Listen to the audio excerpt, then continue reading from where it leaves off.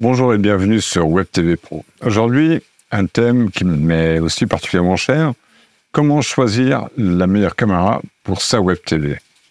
Dans un studio Web TV, fatalement, on a au moins une caméra.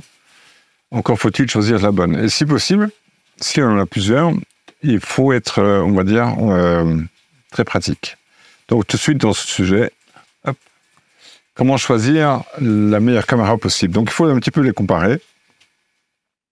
Il y a bien sûr l'appareil photo. Alors, bon nombre d'entre vous ont sans doute un appareil photo qu'ils utilisent pour la Web TV, mais le choix n'est pas si bon que ça. Bon, un DSLR est fatalement très polyvalent, offre une grande possibilité de nombreuses possibilités de type de prise de vue.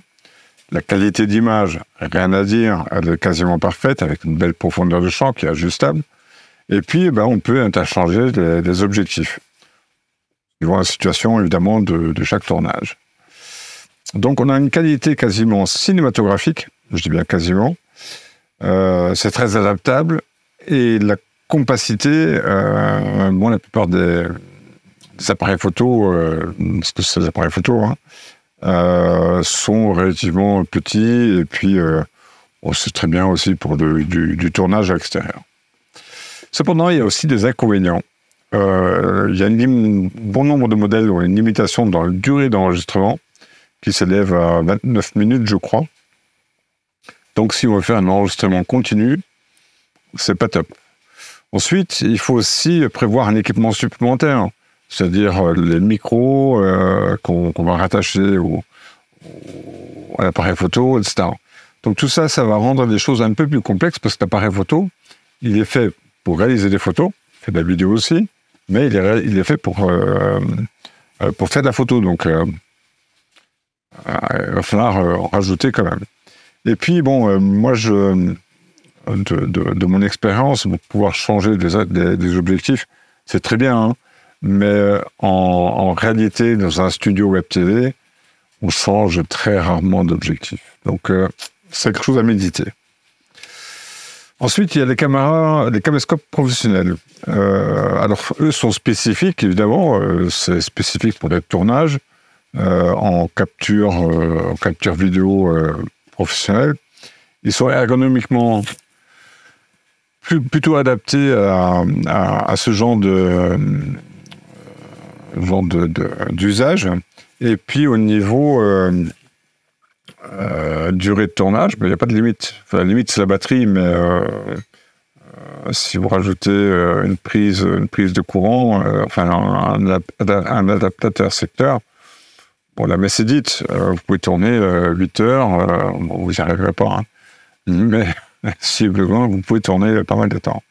Et puis, les caméscopes professionnels ou semi-professionnels, ils ont de nombreuses fonctionnalités qu'un appareil photo n'a pas forcément et qui sont vraiment spécifiques au tournage vidéo. L'avantage, donc l'enregistrement longue durée, pas plus, la qualité audio, souvent ils disposent d'une entrée XLR, et puis ils ont aussi une stabilisation de l'image qui est, qui s'adapte beaucoup mieux au tournage dont on a besoin, même au reportage. Les inconvénients des caméscopes professionnels, c'est le coût, évidemment. Certains peuvent aussi être très encombrants. Moi, la mienne que j'utilise de temps à autre, elle est quand même assez lourde. Elle fait plus de 2 kilos et ça sent. Et puis encombrant.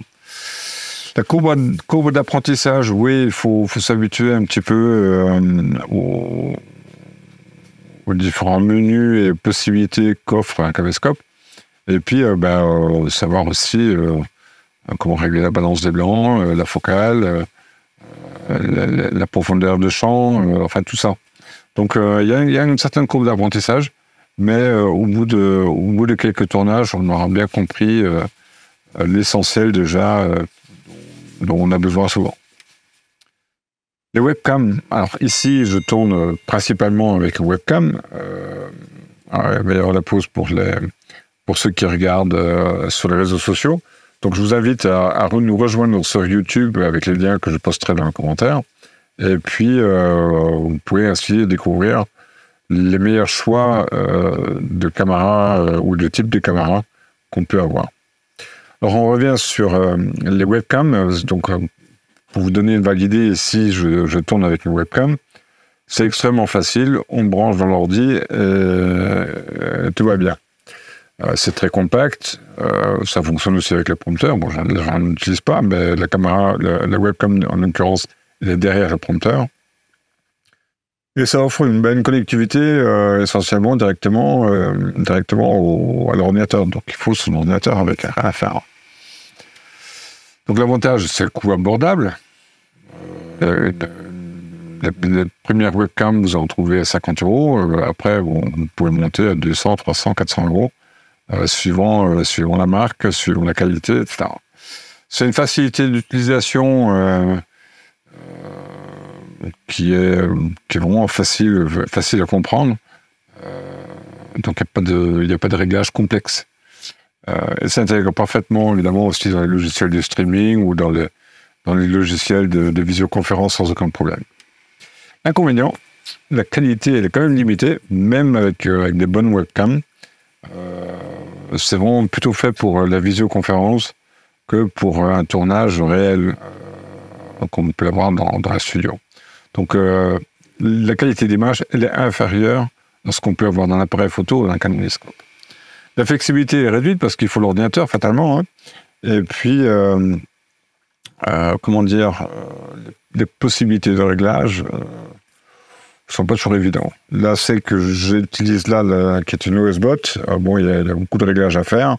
Ça répond aux besoins que j'ai ici, mais ça reste une webcam. Donc. Alors, il y a aussi une petite caméra que j'ai testée, qu'on trouve très facilement, qui sont les Mevo, qui existent sous différentes formes, qui ont été vendues comme, au niveau marketing, du moins, comme des multicams. Alors, c'est extrêmement polyvalent pour le streaming, pour l'enregistrement. On le contrôle avec un smartphone. Donc, ça, c'est déjà un inconvénient. Parce que finalement, sur un smartphone, bon, on voit ce qu'on fait, les images qu'on produit. Hein. Mais bon, ça reste un smartphone, donc il peut y avoir toujours des interruptions. Votre maman vous appelle, ou votre femme, ou n'importe qui.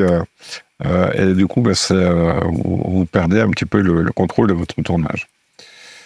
C'est très compact, donc très portable. On pourrait filmer un match de foot avec. Cependant, on va voir les inconvénients. Donc, il y a un streaming intégré sur plusieurs plateformes, les principales.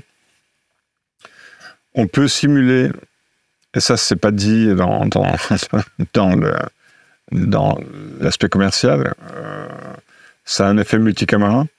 Alors, effectivement, ça simule une multicaméra avec une seule caméra, mais c'est la simulation seulement, c'est-à-dire qu'en fait, on prend des extraits de l'image que la caméra voit, et puis on positionne cet extrait en fonction de son besoin. Et puis, un gros défaut, c'est l'autonomie. L'autonomie, c'est un avantage, il y a aussi un inconvénient. Autonomie, c'est-à-dire elle peut fonctionner seule. Vous pouvez aller juste avec votre Mevo qui tient dans la main, hein, et filmer tout un match avec. Cependant, c'est aussi son désavantage. Enfin, un de ses désavantages, c'est l'autonomie est limitée. La batterie, telle qu'elle, elle est insuffisante. C'est que vous devez brancher une powerbank ou quelque chose comme ça pour étendre cette autonomie. La qualité est moyenne, la qualité de l'image est moyenne, liée à ce qu'on prend un extrait d'image en fait. Et puis l'angle offert par la Mevo, il est assez large, donc c'est un peu dommage. Et puis ça dépend d'un réseau, c'est-à-dire que il faut que la connexion avec un réseau, qu'il soit Wi-Fi ou 4G ou 5G, soit de bonne qualité pour que vous puissiez streamer avec. Après, vous pouvez très bien rajouter une petite carte SD et enregistrer sur la carte SD. Mais bon, moi, je trouve il y a aussi un autre désavantage, je trouve. Elle chauffe très vite. Et quand vous regardez un petit peu sur les forums, les retours ne sont pas forcément bons. C'est vraiment une caméra d'appoint. Les caméras PTZ, donc c'est Pan Tilt Zoom, elles permettent de faire, d'avoir une vision quasiment panoramique de votre studio, de votre scène. Et avec cette motorisation panoramique, vous pouvez balayer d'une manière ou d'une autre l'ensemble de la scène, ou en hauteur, ou à gauche-droite. Et puis tout ça se contrôle à distance. Elles sont fixées généralement, alors moi j'ai vu dans les studios, je les ai vues fixées sur un mur. Je pense pas que ce soit une bonne idée, parce que quand elles sont fixées, elles ne bougent plus. Hein. Et si vous vous trompez d'angle, pour une raison quelconque, ça m'est arrivé dans un studio, j'ai dû les faire enlever parce que c'était pas bien positionné, c'était pas joli et on pourrait réellement rien en tirer. Elles sont idéales quand même dans un positionnement fixe parce que en fait elles nécessitent quand même pas mal de préparation, notamment des positions que la caméra doit avoir pour filmer ce que vous avez à filmer là. Et puis l'avantage c'est que ça peut être enregistré et puis vous avez derrière tout un système d'automatisation à mettre en place, ce qui est franchement à mon sens génial, surtout si vous êtes une toute petite équipe. Donc l'avantage, c'est la polyvalence.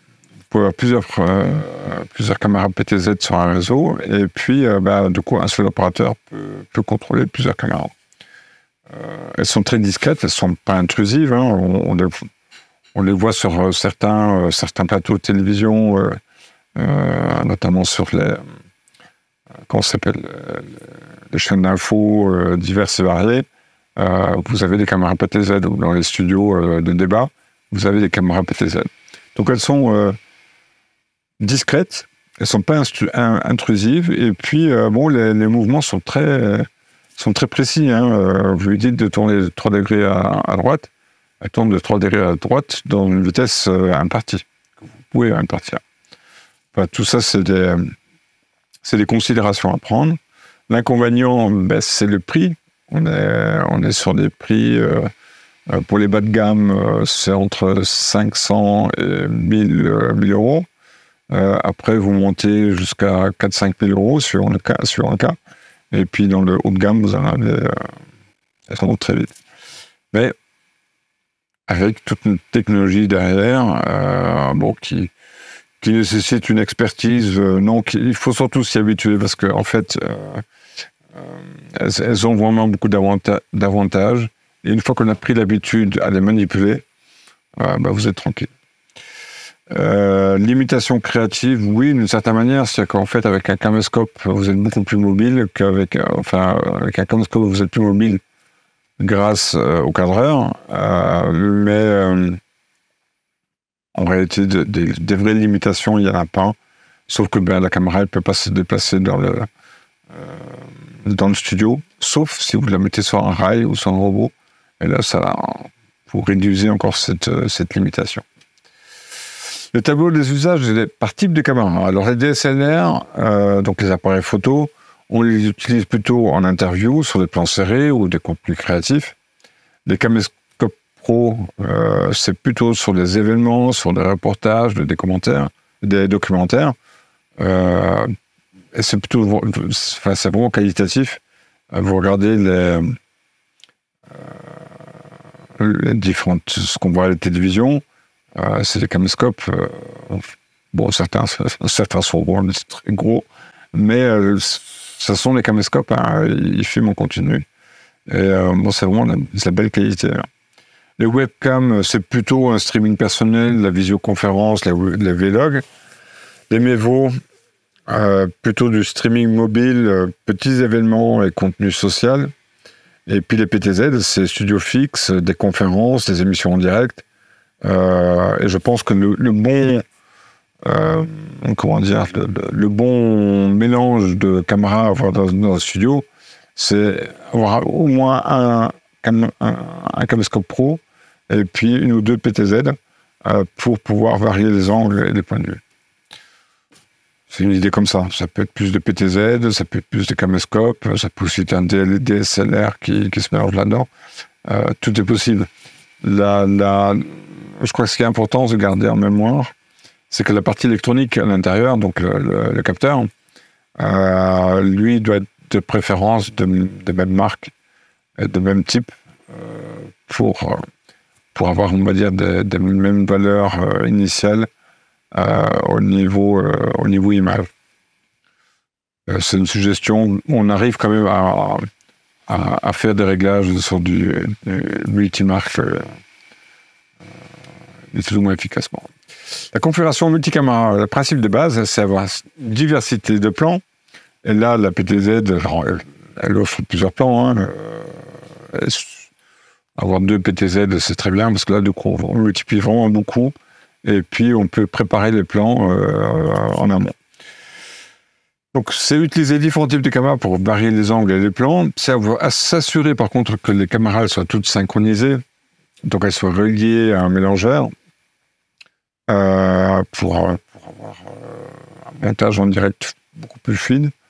Mais il faut surtout un truc quand je suis pas en studio et que je dois faire une interview, je synchronise avec un clap, ce qui permet d'avoir au moins au niveau audio des paramètres égaux. La cohérence visuelle, c'est ce que je vous expliquais avec le capteur. Ça, c'est une chose, et puis avoir une lumière évidemment correcte. L'équipement nécessaire pour faire du multicam, c'est les bonnes caméras. Comme je disais, ça peut être un mix de caméras adapté en fonction des besoins de ce que vous souhaitez produire, mais aussi peut-être en fonction, on va dire, des contraintes d'image, d'équilibre entre les différentes images, pour que vous soyez à peu près sur les mêmes réglages.